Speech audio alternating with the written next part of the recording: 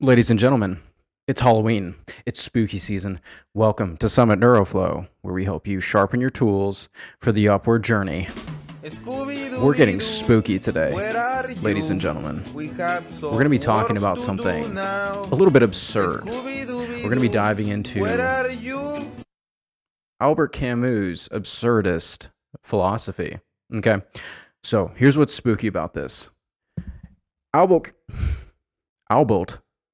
Albert Camus essentially suggests that life has no inherent meaning.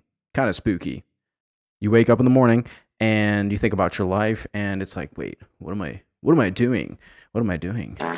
Life has no inherent meaning, so why do anything really? And okay. First off, this is a philosophical conversation, right? So these are ideas. Philosophy is just a lens that we can use to try and understand the world around us. We don't have to accept any of the ideas that I'm going to propose of Albert Camus, okay? His philosophy is particularly useful in today's era because I think it helps us build a strong psychological frame.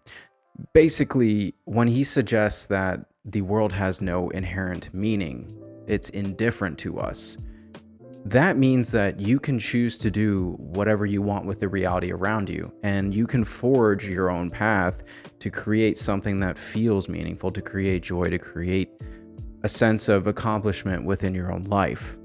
And I think a big part of this is we are too results oriented nowadays. We are too data and metrics oriented. In the scientific era that we find ourselves in, we are constantly looking for results. That provides a huge challenge, taking us out of the present moment, which I think is going to be a huge issue, especially as AI continues to develop, taking us out of the present so that we can basically no longer enjoy the moment for its face value. Everything has to have some kind of metric. It's got to be associated with likes. It's got to be associated with social clout. So Albert Camus basically suggests that everything is absurd and that you have to create your own meaning. So if we're starting from that as a baseline, we can become obsessed with the process of being. We can become obsessed with creating our own path and adding that meaning to our lives, instead of us becoming results-oriented, data-oriented, getting some kind of outcome, whether that be, let's say, money from your job, or let's say you post something on the internet and you're getting likes, you're getting some kind of social clout. Absurdist philosophy helps us ground ourselves a little bit into reality without looking for some sort of result from participating in reality itself. I love this quote by Camus. In the depth of winter, I finally learned that within me there lay an invincible summer. That's a really powerful quote. Basically, in the darkest nights, you can be your own sunshine. In the coldest moments, you can provide your own warmth. This is at the core of absurdist philosophy. You are able to forge your own path towards joy. You are able to imbue life with meaning. And let's do a quick thought experiment here based on absurdist philosophy. Okay, follow my train of thought here. Let's say that you have all of your needs met. Let's say that you don't need to work. Let's say that you have unlimited food, unlimited money, you have a beautiful place to stay. All of your immediate needs are met. What are you going to do with your time? I want you to think through that. Are you just going to sit there and wonder what the purpose of life is? If you don't have to work, what do we do? I think absurdist philosophy answers that, and we should all still apply this, even though the vast majority of us still have to work and make ends meet. We should still attempt to apply this philosophy because it can add so much meaning to the work that it is that we have to do. So you never feel like you have to work, because in truth, working for the sake of working just to meet your basic needs often isn't fulfilling enough for the human psyche, and it leads one to question. So all your needs are met. What are you going to do? You're going to sit there and question. You're going to ask, so what do I do with my time? What's next? Are you going to pursue romance? That's a big distraction that we face nowadays. Well, honestly, always. Romance has always been a distraction. Are you going to amass material wealth? Are you going to help your family live better? Ultimately, we aren't given an answer to this question. What should I do with my time? If all your needs are met, you're going to really wonder what you should be doing with your time. So, Camus offers us somewhat of an answer here, which is imbue life with meaning. When you participate in reality, when you decide, I'm going to do this thing, that in itself is the meaning. In that present moment, you are able to successfully live a meaningful life because you're not wondering why it is that you're doing what you're doing. You are nothing but the present, united with all of the world around you, simply existing in it, this world. So, in this Halloween special, spooky. Scooby-Dooby-Doo, where are you? Okay.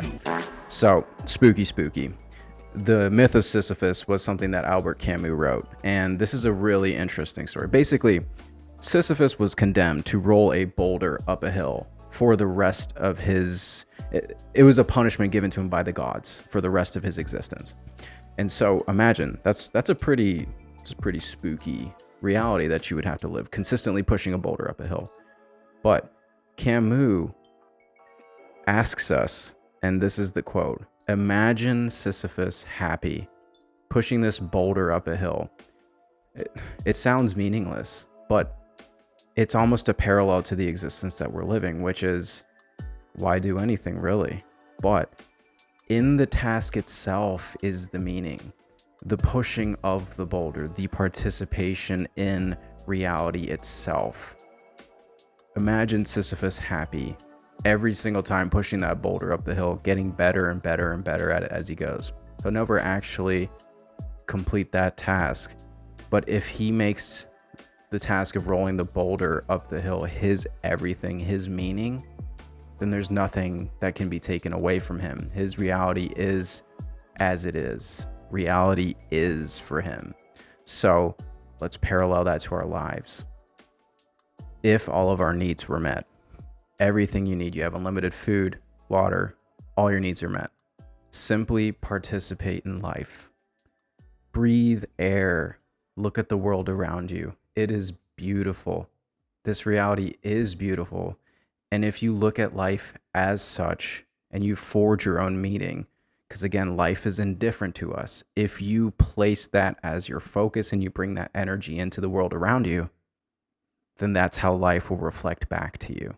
A bit more of a philosophical talk today on Summit Neuroflow, but I think this is a key foundational concept, a key foundational philosophy to apply to our lives. I think it helps us build a strong psyche. And again, with philosophy, we just consider these ideas. We can either accept or reject these ideas. So, Albert Camus' philosophy on absurdism is a powerful one. And I encourage you to deep dive into this stuff a little bit further. But that's it for me today. So, if you enjoy this content, feel free to hit that like button, subscribe, support your boy, and happy Halloween, ladies and gentlemen. I'll see you guys on the next one. Where are you? We have some work to do now. Scooby-Dooby-Doo, where are you?